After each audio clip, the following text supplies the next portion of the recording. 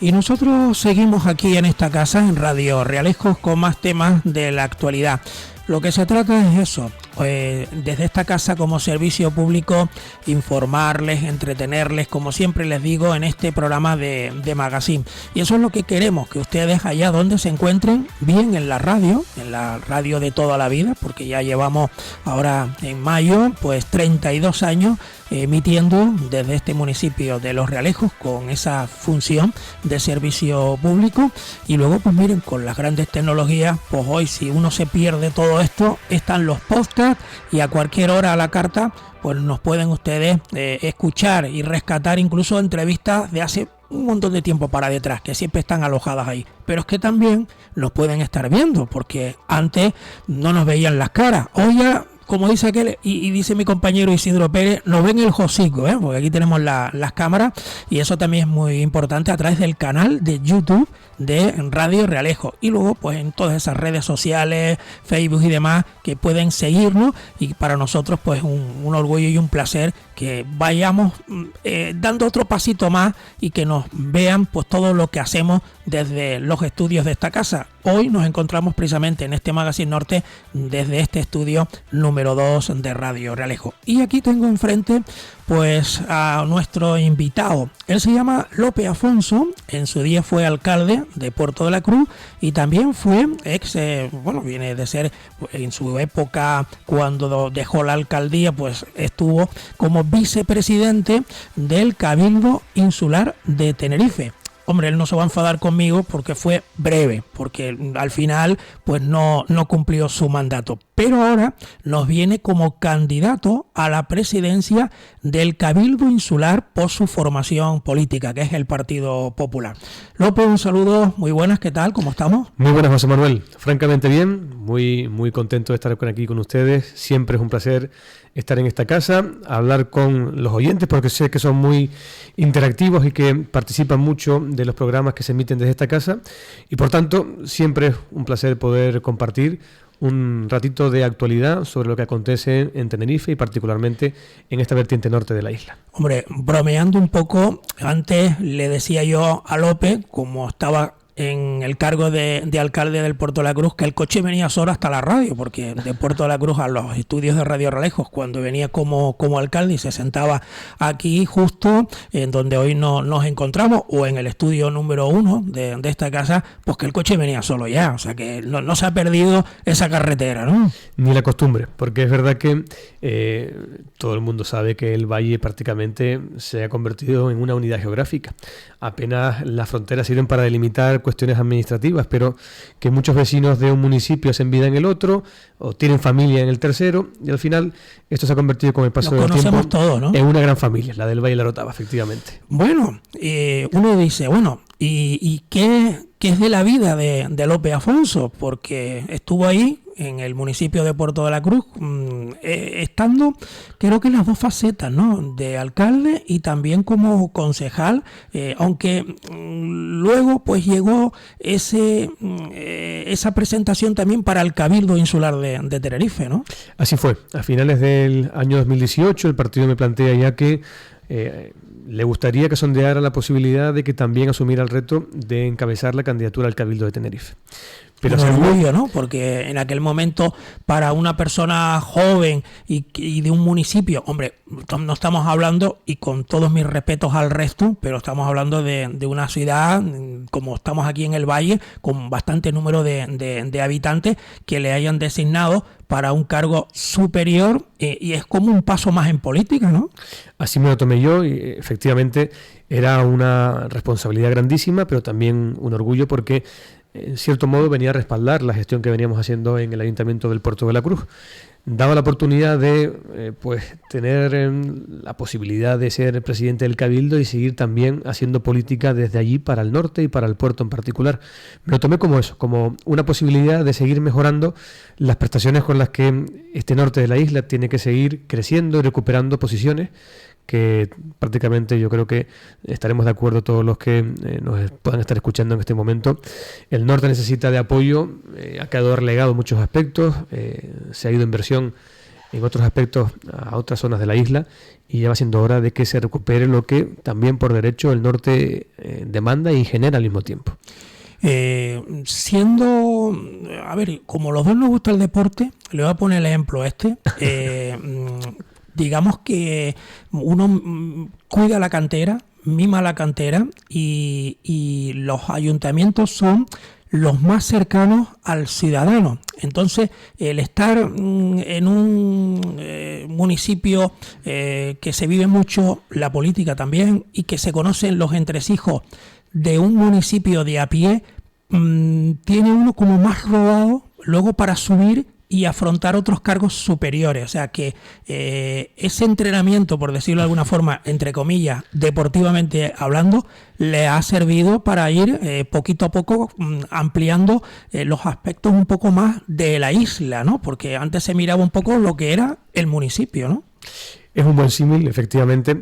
La política local, especialmente en sitios como el puerto, que históricamente ha sido un punto caliente, perdónenme la expresión coloquial, de la política de Tenerife, donde la pasión con la que se vive derivó en muchas tensiones que a su vez luego generaron inestabilidad política en el municipio. Se dieron pues quiebras de gobierno con mociones de censura, llegada de otros, inestabilidades que al final creo que contribuyeron a perjudicar aún más el proceso de recuperación que debía haber emprendido hace tiempo el puerto. Pero creo que si algo pudimos hacer como contribución de nuestra etapa a la gestión municipal fue conferirle cierta estabilidad. Yo creo que una estabilidad que vino bien para que nos tomaran también en serio algunas reivindicaciones. De ahí que fructificaran más rápido algunas aspiraciones en forma de proyectos de interés general, de infraestructuras, de planificación, que se pudo cometer con otras instituciones como el Cabildo y también con el propio Gobierno de Canarias. Pero en buena medida vino de la tranquilidad, el sosiego que recuperó el ayuntamiento. Y cuando hay tranquilidad y sosiego se puede explicar mejor y hacerse entender uno mejor para que aquellos que tienen que apoyarte financieramente crean en que esas inversiones se pueden materializar el día de mañana. ¿Qué decir de lo importante que es la estabilidad política y la serenidad si uno quiere convencer a inversores que se juegan su capital en que es mejor hacerlo en el puerto que en otro sitio?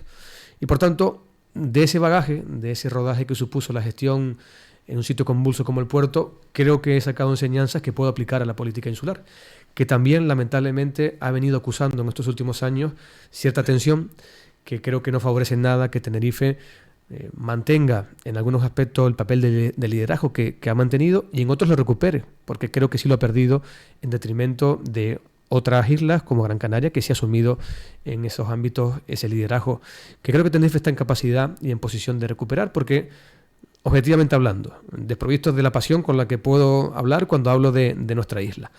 Somos la isla más poblada del archipiélago. Seguimos tirando del crecimiento demográfico del archipiélago. Tenemos, evidentemente, mejores infraestructuras y tenemos también capacidad para generar más economía. Pero es verdad que se nos han ido de las manos algunos aspectos. Por ejemplo, se nos ha ido de las manos la posibilidad de liderar el crecimiento económico en sectores estratégicos como el industrial. Ir a la par. Como el tecnológico. Aquellos que, junto al turismo, del que no solamente no debemos despreciar, sino recualificar y valorar más todavía, tienen que posibilitar la diversificación económica de la isla y el reequilibrio para que sea igual de confortable vivir en el norte, en el sur o en la zona metropolitana. Que no hayan parcelas que dividan la isla. Y que no haya sobre todo una movilidad que dificulte las relaciones laborales. ¿Y cómo se consigue? Las relaciones sociales. En eso Gran Canaria nos ha pasado por la derecha. Y creo que efectivamente tenemos... Nos ha adelantado, hablando abiertamente. No tienen los problemas circulatorios que tiene Tenerife, porque en su día planificaron mejor las infraestructuras. Aquí el éxito turístico nos llevó a tener una tentación a vivir de la inercia. Esa inercia llevó a que se concentrara actividad económica y a su vez detrás más población en aquellos puntos donde había actividad turística. Y eso ha generado una necesidad de mayores desplazamientos a esos puntos, una congestión del tráfico en esos puntos y también una complicación para que se desenvuelva con normalidad la vida económica de la isla. ¿Qué está sucediendo? Que detrás de eso se han sucedido otros problemas complementarios, como el del acceso a la vivienda, el incremento de precios y al final el desequilibrio, que ha derivado en que tengamos zonas de la isla superpobladas y otras que pierden población constantemente. Sí, porque muchos municipios uno domina un poquito más en la zona norte de la isla y cuando habla con los concejales o con los alcaldes o alcaldesas o concejalas, nos dicen que, claro, si el trabajo está en el otro lado, pues no pueden regresar a casa para seguir viviendo en el municipio que les ha visto crecer, que les ha visto nacer. Entonces, claro, también todo eso va en cadena, ¿no? Porque le entran menos dinero a esos ayuntamientos a la hora del reparto y vive menos gente allí. Y esos municipios se van quedando cada vez más cortos. Y en el otro, pues se va multiplicando. Pero tampoco hay, a lo mejor, esa infraestructura. Vamos, ahora que podemos decir, y no se me enfade López ni los amigos oyentes, que estamos en carnavales, no hay cama para tanta gente. Si los metemos a todos en esas zonas, porque claro, hay que crecer, pero las infraestructuras no son las más adecuadas. Claro. Pero es que... ¿Y hay alguna fórmula para ir reconstruyendo todo eso o ir dotando a esos lugares de esas necesidades que apunta? Yo creo que estamos perfectamente a tiempo de hacerlo, pero para eso se necesitan al menos dos requisitos fundamentales. Primero, recuperar una planificación lógica y ordenada, teniendo en cuenta que efectivamente tenemos una población como la que tenemos en la isla, que ronda el 1.000.000 de habitantes y que sigue creciendo, y que todas las proyecciones demográficas pues responden a un posible crecimiento sostenido de esa población. Y luego que si queremos mantener una actividad turística que siga generando la riqueza que hasta ahora ha permitido capear un poco mejor el temporal de la pandemia y de la crisis energética que ha venido a raíz. Un cero rotundo, o sea, no entró ni salió nadie de aquí. Efectivamente. Si queremos mantener también el sector turístico competitivo, hay que seguir apostando por planificar la isla pensando que seguiremos teniendo presión demográfica en los próximos años. Pero el otro factor que hay que tener muy claro es que hay que ser valientes a la hora de tomar decisiones y no someterse a las presiones de pequeñas minorías que, con total legitimidad, por supuesto, a veces consiguen frenar el desarrollo de la isla. Y ahí es donde cabe especial relevancia el hablar de la movilidad y de las infraestructuras. Tenemos el problema, que bien has descrito, José Manuel, de sobrecarga en algunas zonas de la isla, donde la necesidad de desplazarse al punto más próximo a las oportunidades de empleo ha hecho que se cargue más la presión demográfica en esos puntos, que se incremente, por tanto, el precio de la vivienda por haber un exceso de demanda y que además se contribuya a que se vayan deslocalizando empresas y familias desde su punto de origen. O sea, un problema que ya trasciende a lo económico y llega a lo social también. Pero es que esas infraestructuras que necesita la isla para reequilibrarse pasan por, efectivamente, abordar con determinación que hay que cerrar el anillo insular, en que hay que actuar con decisión. Hay puntos pendientes en la isla de muchas cosas. Claro, pero si hablamos de cierre del anillo insular, José Manuel, todo el mundo recordará que en días pasados se anunció, por fin, en el año 2023, que se aprobaba la declaración de impacto ambiental del tramo del cierre del anillo insular que comprende entre el tanque y Cod. Y todavía falta otro más, que todavía no está en redacción. Y la reacción... Y los años van pasando. Y la reacción y la población creciendo. En el resto de la isla, no justamente en esta zona que se queda despoblada. Ahí la contradicción. Pues la reacción de algunos representantes políticos, incluso de algún alcalde de la zona, es la de echar a la gente a la calle para frenar esa obra. Es inadmisible, en mi opinión, que tengamos de nuevo el riesgo de que se frene algo tan necesario para la mayoría de la sociedad de esta isla como el cierre del anillo insular. Por tanto, ahí es donde yo decía que hay que actuar con determinación y valentía para mantener lo que para la mayoría sí es necesario y es bueno para poder reequilibrar la isla frente a lo que una minoría, con toda su legitimidad, insisto, pueda defender. Y esos elementos yo creo que pocos partidos hasta ahora los pueden acreditar. Y el Partido Popular creo que de los que aspiran a poder gobernar las instituciones de Canarias es el único que a día de hoy no se ha sometido a la presión de esas minorías.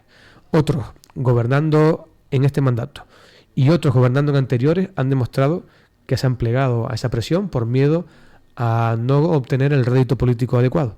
Y yo creo que ya está bien de estar con la calculadora electoral en la mano y sí apostar por aquello que de una forma racional se ha demostrado que es necesario para la isla. Pero como decía, también hay más cosas, ¿no? Mirando un poco a donde nos encontramos ahora mismo y desde el punto de vista sanitario, no tenemos infraestructuras aquí en el norte y tenemos que echar mano de esa autopista que se colapsa todos los días, año tras año. Pues siendo conscientes de todo eso y siendo un partido responsable y con experiencia de gestión en tantos ámbitos, sabemos que los proyectos de ampliación de autopistas, de vías en general, llevan su tiempo entre que se proyectan, se licitan, como yo decía antes, que los años pasan y se ejecutan, efectivamente. Tal es así que el actual gobierno del Cabildo nos dice que la solución a la congestión en la TF5 no se verá hasta los años 2027 o 2028. Literalmente, no estoy haciendo uso yo de una valoración subjetiva, lo han dicho ellos. Yo lo que digo es que no puede haber ante la opinión pública un responsable de un gobierno que se limite a decirle a la gente que la única solución hasta esa fecha es la resignación, a seguir soportando cola, a seguir dejándose la vida literalmente en las autopistas para ir a trabajar o para ir a estudiar o para ir a un centro sanitario. Por tanto, hemos defendido y seguimos defendiendo, no ahora que ha salido con la coyuntura de la crisis económica, la gratuidad forzada del transporte público, lo veníamos sosteniendo desde antes, que para aliviar, no para solucionar, porque no se va a solucionar, pero para aliviar la presión del colapso de las autopistas, había que tomar con decisión una política agresiva de movilidad pública, de transporte público. Y decíamos, el Cabildo con sus recursos puede destinar como medida de impacto un paquete de partidas económicas encaminadas a la gratuidad del transporte público para aquellos que son usuarios recurrentes de las autopistas a las horas puntas y por tanto contribuyen más al colapso. Lo que pasa, López, digamos que hay que dotar de más guagua, por decirlo de alguna manera, porque si se quiere hacer cosas con la misma infraestructura de línea, claro, las guaguas no darían para tanta gente. Por eso, si hubiésemos empezado a trabajar en el momento... Porque hacer un tren hasta este Valle de Orotava o hasta esta zona norte, estaremos en lo mismo, ¿no? Hay que buscar esas soluciones más prácticas al día de hoy. Lo que a día de hoy podemos hacer, por un lado, es implementar un transporte público más eficaz y más atractivo. Nosotros abogamos desde el principio del mandato. Fíjense lo que podríamos haber conseguido si se hubiese hecho caso a la reivindicación del Partido Popular en ese momento. Sin embargo, se rechazó por el PSOE y por Ciudadanos con el apoyo externo de Podemos. Habríamos conseguido que con la gratuidad del transporte público para, no todos los usuarios que quisieran, porque no sería sostenible, los estudiantes universitarios que a diario van desde la zona norte hasta cualquiera de los campus de la Universidad de La Laguna, y lo mismo de los que van desde la zona sur, que no son pocos y casi siempre son usuarios de vehículos particulares. Para los usuarios de los hospitales de referencia, que como no tienen una cartera de servicios adecuada en ICOT o en El Mojón, en Los Cristianos, también se tienen que desplazar de forma recurrente a la zona metropolitana. Y también para aquellos trabajadores, funcionarios públicos o de empresas privadas que tienen su centro de trabajo en la zona metropolitana y también van a diario hacia allá, tengan una alternativa razonable y que les ahorre dinero para ir a sus puestos de trabajo. Y claro, el cierre de la movilidad para que sea efectivo de verdad el transporte público tiene que venir en el medio y largo plazo de la mano de los trenes, de un transporte colectivo guiado que sea más sostenible, que contamine menos por tanto y que sea completamente puntual. Pero sabemos lo que va a conllevar afrontar los proyectos de los trenes. Tiempo, búsqueda de financiación, expropiaciones y luego ejecución de muchos años de infraestructura. No podremos remontar a muchos años por delante, ¿no? Claro, pero por eso, José Manuel, yo me resisto a que el mensaje de nuevo aquí sea el de la resignación. Hasta que no terminemos con las obras que se están proyectando ahora, no hablemos de los trenes. No. Para que no tengamos que esperar a otros 20 años de colapso, con el ritmo de crecimiento del turismo y de la población que tenemos a día de hoy proyectados, hay que trabajar desde hoy para que esos trenes sean una realidad el día de mañana. No quedarse de brazos cruzados esperando, que es la actitud con la que está respondiendo a este desafío el presidente del Cabildo. Ahora hemos visto, todo el mundo que haya consultado la prensa estos días pasados lo habrá leído o escuchado, que ha habido una delegación de representantes públicos de Canarias, el consejero de Transportes del Gobierno, incluso el consejero del Cabildo, que han ido a Bruselas a sondear la búsqueda de financiación para los trenes. Me parece bien, solo faltaba. Pero, en paralelo, desde aquí, el presidente del Cabildo ha emitido unas declaraciones al respecto que cuando menos invitan a la confusión sobre su convencimiento de que sea lo conveniente para el futuro de la movilidad de la isla. Entonces, los oyentes podrán estar pensando, si yo fuera un comisario europeo que tiene que apostar por financiar esta infraestructura en una región ultraperiférica, insular, y que me viene a pedir la financiación, o al menos a ver hasta dónde estoy dispuesto a colaborar, no es el máximo representante de la institución. Y cuando le pido a mi gabinete de prensa que me saque las informaciones que se están vertiendo sobre la materia en el lugar del destino de la inversión, me sale el presidente diciendo que él no tiene claro esto, pues oiga, tengo sobre la mesa otras tantas ofertas para financiar proyectos a lo largo y ancho de todo el continente europeo como para estar pensando en que Tenerife merece esta financiación. Por tanto, tiene que ser el presidente del Cabildo el que lidere esta búsqueda de financiación en Europa, en Madrid y donde quiera que sea.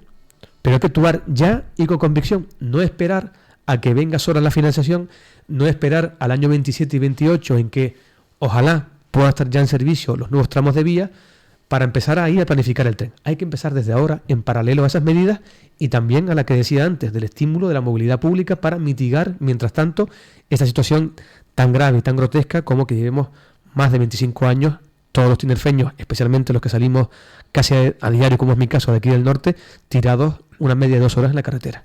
No, y que además se te va la vida porque tienes que levantarte muy temprano, te cambia los hábitos de vida. Acostarte más temprano muchas veces no se puede conseguir. José Manuel, el dormir las 8 horas. ¿Conoces en tu entorno que han tenido que cambiar de domicilio para poder ir a trabajar a la zona metropolitana o al sur? Muchos. Yo los conozco, de mi generación, de otros más jóvenes que han venido detrás, que ante la falta de oportunidades aquí han tenido que buscarse literalmente la vida donde ha salido esa oportunidad. Y casi siempre ha estado en el sur de la isla. Y por tanto han tenido que cambiar de domicilio. Se han separado de sus familias. Han cambiado sus hábitos, sus rutinas. Han cambiado sus hijos de colegio. Es que es un tema muy grave. Pero es que los que siguen saliendo de aquí porque no quieren cambiar su forma de vida, pagan el peaje de perder horas de descanso. De llegar estresados por la cola, por la ansiedad de no saber si llegan a tiempo. Que al final incluso cuesta a veces problemas médicos. Pero es que también las empresas para las que trabajan no tienen la garantía de puntualidad de sus trabajadores. Se arriesgan a perder puntualidad. Pero es que voy más allá. El sector del que venimos comiendo literalmente en Tenerife y en Canarias, el turístico, se ve cada vez también más afectado porque este colapso generalizado está haciendo que se expongan a llegar con retraso al aeropuerto a coger sus vuelos los turistas. E incrementen también el tiempo de espera en la carretera.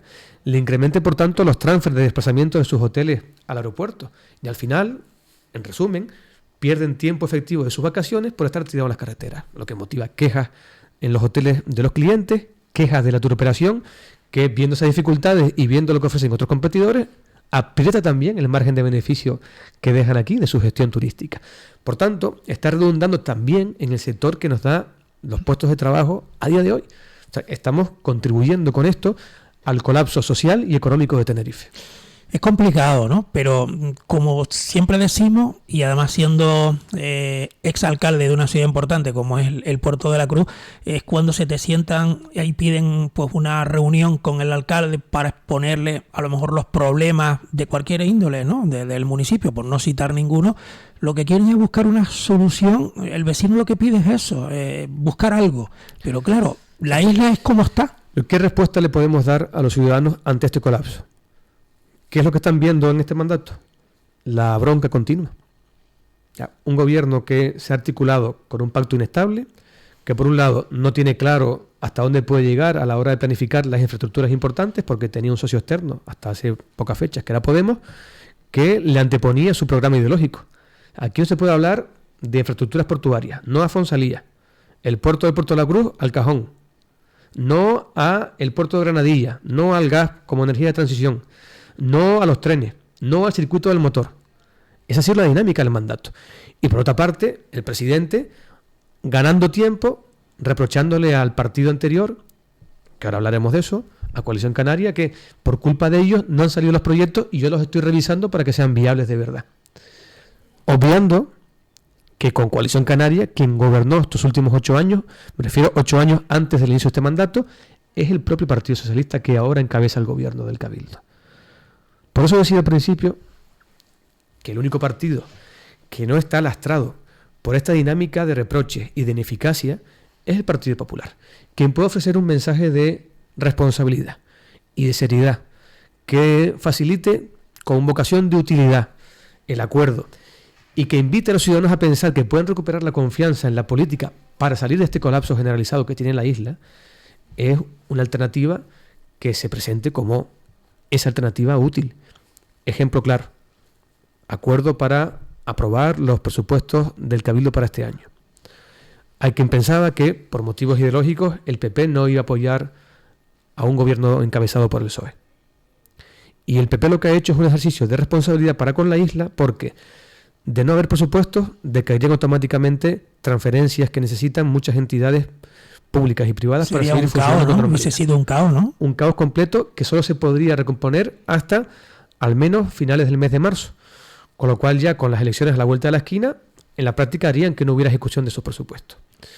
Y por otra parte, porque pusimos como condición esencial que el Cabildo, el gobierno del Cabildo, sacara de escena a Podemos y sus condicionantes ideológicos y girara las políticas esenciales hacia aquellas prioridades que sí entendíamos que eran necesarias para la isla. Infraestructuras, por eso recuperamos los proyectos de Puerto de la Cruz. Infraestructuras viarias como los proyectos de trenes y luego apoyo directo a los municipios en obras fundamentales también para garantizar servicios públicos como las de saneamiento, como las de mejora, como las de comunicaciones, aquí en Los Realejos facilitando la inversión, entre otras cosas, en fibra óptica para el núcleo de Ico del Alto, cosas tan esenciales como esa. Por tanto, haciendo ese ejercicio de responsabilidad, hemos mostrado que somos una herramienta útil para los ciudadanos, que no tenemos que ver con el ruido con el que otros han entorpecido la gestión y han dificultado que se evidenciaran resultados interesantes. Al contrario, la han entorpecido con tanto ruido. Aquí quien apuesta por la responsabilidad y por la utilidad es el Partido Popular. Bueno, estamos llegando al final de este tiempo de radio con Lope Afonso, ex alcalde de Puerto de la Cruz, es vicepresidente primero del Cabildo de Tenerife, candidato ahora en este mes de mayo a la presidencia del Cabildo Insular de Tenerife. El Cabildo, coloquialmente, muchas veces se le suele decir que es como el papá, es decir, para el resto de los municipios de la isla, porque con dinero tuyo municipal a lo mejor no puedes afrontar muchas obras o muchas cosas, ¿no? Entonces el Cabildo juega un papel también importante en la isla porque, como antes comentaba, a través de esa aprobación del presupuesto, pues le llega alguna inyección pues para algún tipo de obras, para cualquier otro temas que a lo mejor los ayuntamientos por sí solos no pueden sacar adelante, ¿no? Así es el papel fundamental que por su propia naturaleza está llamado a jugar el Cabildo. Ser el hermano mayor, el que ayude a los ayuntamientos, no el que se enfrenta a ellos. Y hemos también tenido algún episodio lamentable de enfrentamiento por causas políticas, ideológicas incluso a veces, y que no se redistribuye a veces esa posibilidad de inversión, sino en base a criterios políticos, de afinidad por el color político de algunos municipios. Yo creo que el Cabildo tiene que ser, objetivamente hablando, ese respaldo que encuentran los municipios para superar las dificultades que no pueden afrontar con el propio presupuesto municipal. Algunos por su tamaño y otros por su propia idiosincrasia o también por el desarrollo socioeconómico que tengan en su población. Y yo creo que el Cabildo está llamado a ser quien armonice, quien coordine y quien estratégicamente, de la mano de los ayuntamientos, planifique mejor las dotaciones que necesita la isla.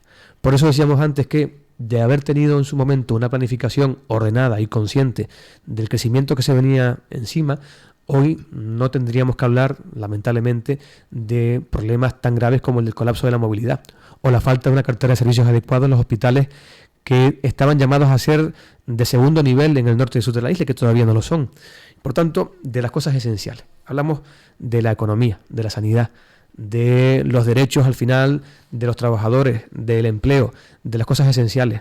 El Cabildo tiene capacidad para ayudar mucho, tiene músculo financiero y solo tiene que tener capacidad para priorizar y ordenar bien cuáles son las cuestiones necesarias en el conjunto de la isla.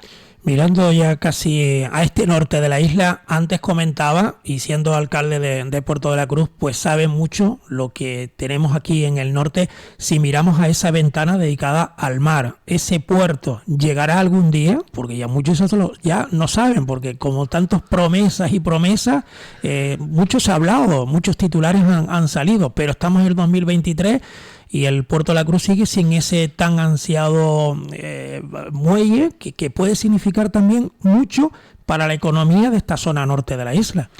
Muchos de los oyentes seguramente, mientras teníamos esta conversación, habrán ido recordando en su mente cómo de todo lo que hemos hablado prácticamente se ha hablado hace 4 y hace 8 años, o más incluso.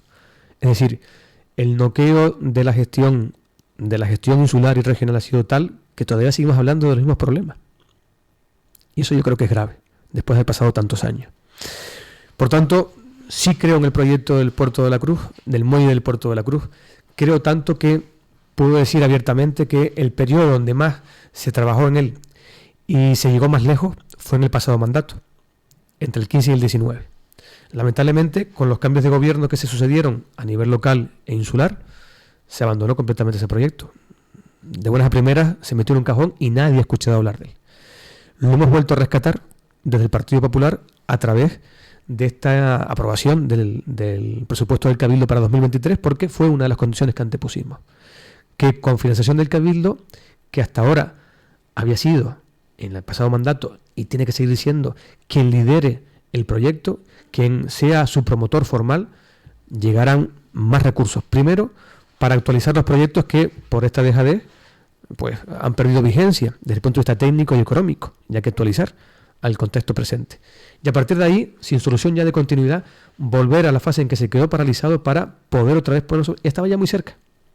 Y brevemente, lo tocamos con los dedos ya. Para terminar, hay mucha gente que no tiene ahora mismo trabajo, está en el paro, no sabe cómo llegar a final de mes.